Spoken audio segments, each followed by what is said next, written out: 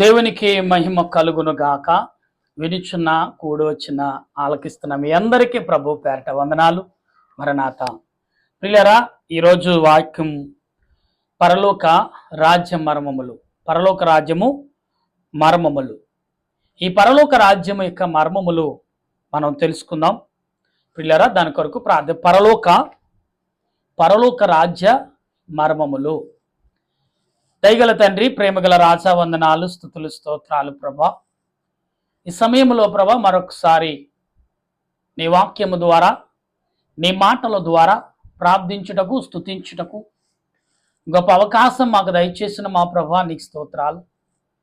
ఈ సమయంలో నీ వాక్యమును బట్టి, నీ మాటలను బట్టి మేము ప్రార్థిస్తుండగా నీ ఆత్మ నడిపింపు, నీ సన్నిధి కాపుదలను మాకు దయచేయమని, నీ ఆలోచనతో నింపమని, నీ తలంపుతో మమ్మల్ని బలపరచుమని నీ దాసుడైన నేను నీ వాక్యమును చేతపట్టి ప్రభా నీ బిడ్డల ఎదుట నీ బిడ్డల ఎదుట నిలుచున్నాను ప్రభా. నిలుచున్నన్ను నా తలంపులు మరుగు చేసి నీ వాక్యము చేత నింపి బలపరచమని, దేవా నీవేమైతే నీ రాకడ తలంపులు, నీకు రాకడ యొక్క రాజ్య తలంపులను బయలుపరుస్తావు, అట్టి బయలుమును ఆత్మ నడిపింపు దయ చూపించి మహిమ పొందమని, నీ దాసుడైన నన్ను బలపరచుమని, నీ ఆత్మతో నింపుమని, నాలోండి నీ బిడ్డలతో మాట్లాడని ఆత్మరూపుడు రక్షణకర్త అయిన దేవదేవుని నామమును అడిగి ప్రార్థిస్తున్నాను పరమ తండ్రి, ఆమెన్. మన తండ్రి అయిన దేవుని సన్నిధి సహాయము తోడుగా ఉండి ముందుకు నడిపించును గాక, ఆమెన్. ప్రభునందు ప్రియా దేవుని బిడ్డలారా, వినుచున్న మీకు, మీ కుటుంబాలకు ప్రభు పేట మరణాత శుభాలు, వందనాలు తెలియపరుస్తున్నాను. బాగున్నారా? ఉదయకాలం నుండి ఇప్పటి వరకు మీ పనిపాటల్లో, మీ ప్రయాణాల్లో, మీ ఆలోచనలో, మీ వ్యాపారంలో మరి అనేక రకాలుగా చక్కపరుచుకుని ఆనందముతో, సంతోషముతో మీరు బాగున్నారని తలంచుచ్చు ప్రియులరా. అనేక విషయాల్లో ప్రభు యొక్క మార్గములో నడుస్తున్నారని నమ్ముచు దేవదేవునికి కృతజ్ఞతాస్తుతులు చెల్లించుచున్నాను. ప్రియులరా, ఈ సాయంకాల సమయంలో దేవుడు నీతో నాతో మాట్లాడుచున్నాడు. ఏమని, ఎందుకని మాట్లాడుచున్నాడు అంటే, ఇక్కడ పరలోక రాజ్యం యొక్క మర్మములు, పరలోక రాజ్యం యొక్క మర్మములు అనే మాటలను మత్తయి సువార్త 13వ అధ్యాయములో ప్రభు చెప్పుచున్న ఈ పరలోక యొక్క మార్గం యొక్క విశేషాలను మనం గమనించగలిగి ఉండాలి. ఎందుకు అంటే, పరలోక తలంపులు మనం కలిగి ఉన్నామా లేదా? ఈనాడు మనుషులు ఎవరు కూడా ఇటు తలంపులు కలిగి లేము. ఎందుకంటే పరలోకం అంటే ఏంటో తెలియని మనుషులుగా ఉన్నాం. ఒక రాజ్యం ఉంది. మనిషి ఈ దేహాన్ని విడిచిపెట్టిన తర్వాత మరొక రాజ్యం, అది పరలోక రాజ్యము లేదా పరదేశీ అనేది ఉందనేది కూడా ఎవరు మర్చిపోయినట్టుగానే ప్రవర్తిస్తున్నాం. అయితే ఇక్కడ ప్రియులారా, మత్తయి సువార్తలో ప్రభు మాట్లాడుచున్న ఈ మాటలని మనం అర్థం చేసుకుంటే, ప్రభు మాట్లాడుచున్న ఈ మాటలన్నీ కూడా మనం ఆలోచనలో తీసుకోవాలి. ఎందుకు అని మనం గమనించినప్పుడు ప్రియులారా, దేవుడు ఏ రకంగా నీకు నాకు వివరిస్తున్నాడని మనం గమనిస్తుంటే మనము గమనించగలిగి ఉండాలి. ప్రియులరా, దేవుడు ఎందుకు ఈ మాటలు మనకు అందిస్తున్నాడు అంటే, ప్రతి విషయంలో మనము అనేక విషయాలుగా గమనించాలి. ప్రియులరా, ఇక్కడ దేవుడు ఏమని మాట్లాడుచున్నాడే, ఆయన వారితో అంటే పరలోక రాజ్య మర్మము ఎరుగుట మీకు అనుగ్రహింపబడి ఉన్నదని వారికి అనుగ్రహింపబడలేదు, కలిగిన వారికే ఇవ్వబడిను. అంటే ప్రియులారా, ఎక్కడ కలిగిన వాడికే సమృద్ధిని వేయబడుతుంది. అంటే ఆత్మ సంబంధమైన పరలోక రాజ్యం యొక్క విశేషాలను మనం ఎరిగిన వారిగా ఉన్నామంటే కొందరు అవును అంటారు, కొందరు కాదు అని అంటారు. ప్రియరా, దేవుడు ఈరోజు నీతో నాతో మాట్లాడుచున్నాడు, నీకు నాకు ఉచ్చరిస్తున్నాడు, నిన్ను నన్ను బలపరుస్తున్నాడు, నిన్ను నన్ను దీవిస్తున్నాడు అనే భావం మనకు కలిగి ఉంటే ఖచ్చితంగా ఆత్మ తలంపులు మనం కలిగి మాట్లాడే వారంగా ఉంటాం. ఎందుకంటే ప్రభు ఈరోజు నీతో నాతో మాట్లాడుచున్న ప్రతి మాట ఆత్మ సంబంధమైన మాటగానే ఉంటాయి. అయితే ఇక్కడ గ్రంథములో మాట్లాడిన మాటలు రోమా పత్రికలోను, ఎబ్రీ పత్రికలోను, లేకపోతే 1 తీమోతి పత్రికలోను ప్రభు మాట్లాడుతున్న మాటల్ని మనం గమనిస్తుంటే ఇక్కడ మనము రోమాపత్రిక మనము చదువుతున్నప్పుడు ప్రియులారా ఈ యొక్క మొదటి అధ్యాయంలో 24వ వచనంలో సూచన రాకడలో ఉన్న విశేషాలు, అట్టి సమయంలో ప్రయాణము ఏ రకంగా మనుషులైన మనం ఏ రకంగా నడవాలి, ఏ రకంగా జీవించాలనే మాటలు ప్రభు తెలియపరుస్తున్నారు. అలాగే హెబ్రీ పత్రికలో కూడా 11వ అధ్యాయము మొదటి వచనంలో చూస్తే ఇక్కడ దేవుడు అపోస్తుడైన పౌలు హెబ్రీ సంఘానికి రాకడ గూర్చిన విశేషాలు బయలుపరుస్తున్నాడు. అందుకే రాకడ గూర్చిన పరలోకమైన మరి సూచనలు, తలంపులు, ఆలోచనలు, క్రియలు మనం ఎరిగిన వారుగా ఉండాలి. ఇన్ని పరలోక తలంపులు ఉన్నవనేది మనం గమనించాలి. ఈనాడు అసలు ఎవరు కూడా మనము ఈ లోకాన్ని విడిచిన తర్వాత మనం ఎక్కడికి వెళ్తామో అసలు ఏంటో కూడా తెలుసుకునే పరిస్థితులు ఉన్నాం. నా ప్రాణమా తినుము తాగుము అనే బైబిల్ గ్రంథములో ఆనాడు దేవుడు ఎందుకు రచించాడో తెలియదు, కానీ ఈనాడు ఖచ్చితంగా ప్రతి మనుషుడు అదే పరిస్థితి, ప్రతి మానవుడు అదే పరిస్థితి, ప్రతి వ్యక్తి కూడా అదే పరిస్థితిలోకి జారిపోతున్నాడు అనేది మనం గమనించాలి. ఈ రోజున ప్రభు ఏదైతే మనకు చెప్తున్నాడు, ప్రభు ఏదైతే నీతో మాట్లాడుచున్నాడు, ప్రభు నీతో ఎందుకు ఆయన ఉచ్చరిస్తున్నాడు అని మనం గమనిస్తూ ఉంటే ప్రియులరా, దేవుడు తన ఆత్మీయ బలాన్ని బట్టి నీతో మాట్లాడుచున్నాడు. అలాగే ప్రియులరా, ఇక్కడ మనం చదువుతున్నప్పుడు మొదటి తిమోతి పత్రికలో 4వ అధ్యాయము 13, 14 వచనాలు చదువుతున్నప్పుడు ప్రభు నీకు నాకు వినిపించుచున్న ఈ మాటలన్నీ కూడా మనం ఆలోచనలోకి తెచ్చుకోవాలి. ఎందుకు అంటే ఈ మొదటి తిమోతి పత్రికలో ప్రభు మాట్లాడుచున్న ఈ 4వ అధ్యాయంలో ప్రభు ఏమైతే చెప్తున్నారో ఆ విషయాలన్నీ కూడా మనం అర్థం చేసుకోగలిగి ఉండాలి. ఎందుకంటే మనము గమనించలేని పరిస్థితుల్లో ఉన్నాం ప్రియులరా. ఎందుకంటే మనము అనేక విషయాల్లో ఆత్మ తలంపులు కలిగి ఉంటున్నాము, కానీ ఇక్కడ దేవుని ఎడల మనం ఏ రీతిగా కూడా ఎరగని వారిగా ఉన్నాం ప్రియులరా.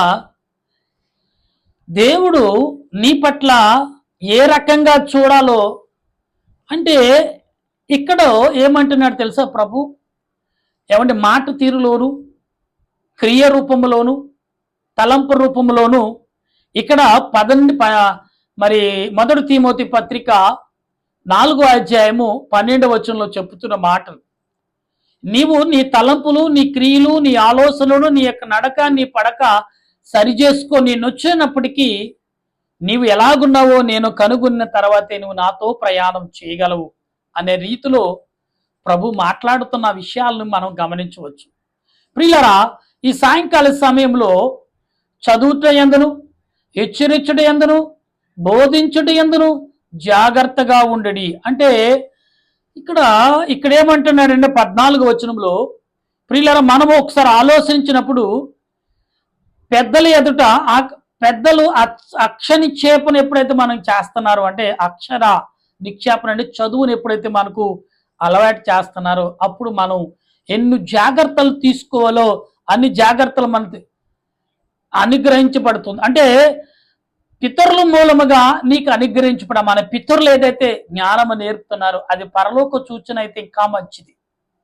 ఈనాడు అటువంటి విషయాలు ఎవరు చెప్పట్లేదు. ఎందుకంటే ఎంతసేపు సంపాదన సంపాదన సంపాదన సంపాదన అని పరుగులెడుతున్నాను తప్ప, నన్ను ఒక ఆయన ప్రశ్నించాడు ఈరోజు, ఏంటంటే అయ్యా మీరు వాక్యం చెప్తున్నారు, ఎవరు లైకులు కొట్టట్లేదు, ఎవరు నేను పెద్దగా పట్టించుకోవట్లేదు, నా మాటలు దేవుడు వింటున్నాడండి, మనుషులు పట్టించుకోకపోతే ఎవరో ఒకరిని చూస్తున్నా చాలు కదా అని ఆలోచన. ప్రియులరా, ఎవరు ఈనాడు నీతి వాక్యాలు ఎవరు వింటున్నారు? కానీ నా బోధ దేవుడు వింటున్నాడే, దేవుడు ఆలకిస్తాడే. కానీ ఒకరైనా వింటలేదా, ఒకరైనా వింటారు కదా అనే ఉద్దేశంతో ఈ మాటలు చెప్తున్నారు. రాకడ అనే మాటకు మనము చేరే స్థలము, మనం చేరవలసిన స్థలం, మనము నివసించవలసిన స్థలం ఇది కాదు, మన స్థిరమైన స్థలం కాదు. నీ ఊరేదంటే ఫలానా ఊరని ఊరు లోకంలో ఊరి పేరు చెప్తాం. నీ ఊరు అంటే నేను నిత్యము నివసించింది స్థిరముగా జీవించవచ్చిన జీవితం ఒకటి ఉంది, అదే పరలోకం. అందుకే పరలోక మర్మములు, పరలోక రాజ్యము గూర్చిన మర్మాలు తెలుసుకుందాము రండి. అంటే ప్రభు నీకు ఈ లోకంలో ఏది చెప్పబోతున్నాడు, ప్రభు నీకేది బయలుపరచబోతున్నాడు అనేది చూస్తే ప్రియులారా, మొదటి రాజుల గ్రంథంలో 22లో 21వ వచనంలో రాజుల గురించి చెప్పుచున్న ఆనాడు పెద్దల గురించి రాకడ విషయంలో మాట్లాడుతున్న విషయాలు కూడా మనకు కనబడతాయి.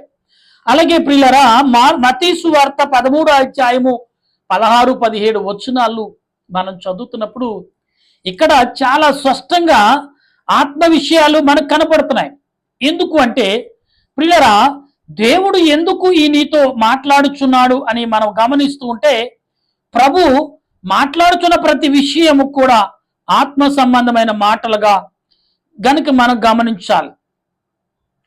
ఎందుకు మనం ఆత్మీయ విషయాలను మనం గమనించలేదు అంటే, అయితే ఇక్కడ ప్రియులారా ఇక్కడ ఏమంటున్నాడు తెలుసా? అయితే మీ కన్నులు చూస్తున్నాయి, మీరు ధన్యులై ఉన్నారు, మీ చెవులు వింటున్నాయి, మీరు ధన్యులై ఉన్నారు అంటున్నాడు. ప్రియులారా, అనేక ప్రవక్తలు అంటే అనేక ప్రవక్తలు నీతిమంతుల యొక్క బోధలు వారిని చూశారు, వారి బోధలు విన్నారు. ఎందుకు బోధించారంటే రాకడ గురించి మాట్లాడే విషయాలే మాత్రమే బోధించారు. పితరులైన వారు మాట్లాడిన మాటలు ఈనాడు అభివృద్ధి నీకెందుకంటే ఈ లోకంలో నిరాశ కలిగి నీవు జీవించకూడదని దేవుడు అభివృద్ధినిచ్చాడు. ఈ లోకంలో నీవు శోధనతో జీవించకూడదని దేవుడు నీకు ఆత్మీయ నడిపించాడు. అయితే ఇక్కడ అంటున్నాడు ఇంకాను, మీరు విని వాటిని వినకపోయి ఉన్నట్టు, అంటే విని వాటిని వినకుండా ఏదో పనికిరానిది వింటున్నాం తప్ప విలువైంది మనం వినలేని పరిస్థితి ఈనాడు చాలా మందిలో అదే జరుగుతుంది. ప్రియులారా, ఒకసారి మనం గమనించండి, దేవుడు నీ పట్ల నా పట్ల ఒక క్రియ చేస్తున్నాడంటే ఆ క్రియ ఎటువంటిది, ఏ సంబంధమైన క్రియ ప్రభు నీకు చేస్తున్నాడు అని మనం గమనిస్తూ ఉంటే నిశ్చయముగా మీతో చెప్తున్నా, అంటే ఎత్తువారు అంటే మనుషులు యొక్క బోధించే వారి ఉపమానమును చెప్తున్నాను వినుడు అంటున్నాడు ప్రభు. ఇలా ఉపమానములు బైబిల్ గ్రంథంలో అనేక రకాలుగా ఉండవచ్చు ప్రియులారా. అయితే దేవుడు నీ పట్ల నా పట్ల చూపుచున్న ఉపమానములు చాలా ఆశ్చర్యంగా బైబిల్ గ్రంథములో కనబడుతూనే ఉన్నాయి.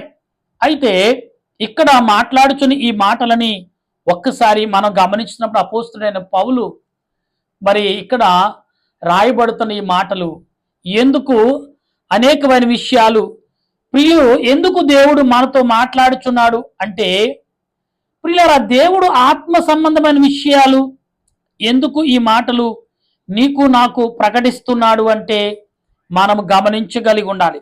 ఇక్కడ దేవుడు ఎందుకు మాట్లాడుచున్నాడు మనం ఆలోచన లేకపోతే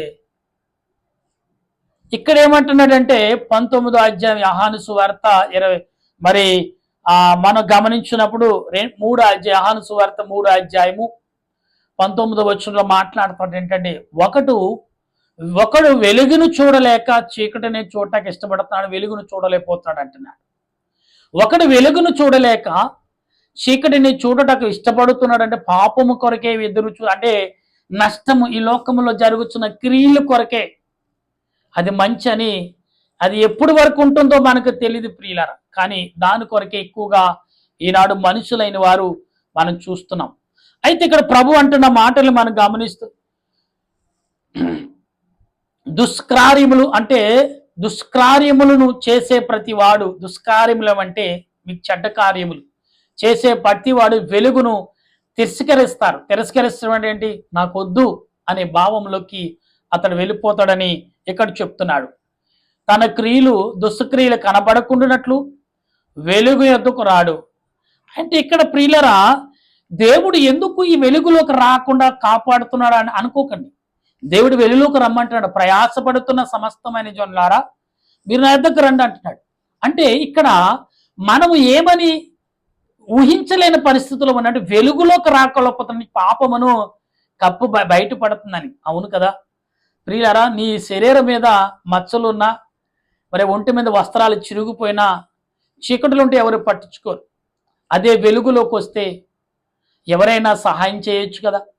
ఈనాడు యూట్యూబ్లో మనం చూస్తూనే ఉన్నాం, ఎందరికో సహాయం చేస్తూ ఎందరికో మరి హెల్ప్ చేస్తున్న మనుషుల్ని మనం చూస్తున్నాం. ఎబ్రీ పత్రికలో 6వ అధ్యాయంలో మొదటి నుండి కూడా మనం చదువుతున్నప్పుడు ఇక్కడ కూడా చాలా విషయాలు అపోస్తలుడైన పౌలు చెప్పుచున్న మాటల్ని మనం గమనించవచ్చు. ఎందుకు దేవుడు ఈ రోజున నీకు నాకు అందిస్తున్నాడు ఈ మాటలు అంటే మనం గమనిస్తుంటే ప్రియులారా, ఆత్మ తండ్రి అయిన దేవుడు ఈ రోజున నీకు నాకు బోధిస్తున్నాడు అనే మాటలు మర్చిపోవద్దు. ఎందుకంటే ఎందుకు మనం ఈ రకముగా ఉన్నాము ప్రియులారా, మనము అంటే ఇక్కడ అంటే జిగరేలం అంటే ఈ లోకమైన క్రియలను విడిచిపెట్టి ప్రభువును వెంబడించమని ప్రభు వాక్యం చెప్తుంది. ఎబ్రీ పత్రిక మనములో చదువుతున్నప్పుడు రోమా పత్రిక, ఎబ్రీ పత్రిక ఈ వచనాలు చదువుతుంటే 6వ అధ్యాయము ఎబ్రీ పత్రిక, రోమా పత్రిక, ఎబ్రీ పత్రికలు ఈ మాటలు ఎక్కువగా కనబడతాయి. కానీ ఎబ్రీ పత్రిక 6వ అధ్యాయం మొదటి వచనంలో ఏమంటాడంటే, నీవు నీ అతక్రియములు అంటే నువ్వు చేసే పనులు మానుకుని, అంటే చెడ్డ పనులు మానుకోమన్నాడు తప్ప మంచి పనులు మానుకోమని చెప్పట్లేదు. ఎలాగండి మీరు ఇలా మాట్లాడతారు అనుకోవచ్చు మీరు. ప్రియులరా, ప్రభు నీతోటే మాట్లాడుచున్నారు, మనతోటే మాట్లాడుతున్నారు, ఎవరితోటి మాట్లాడలేదు.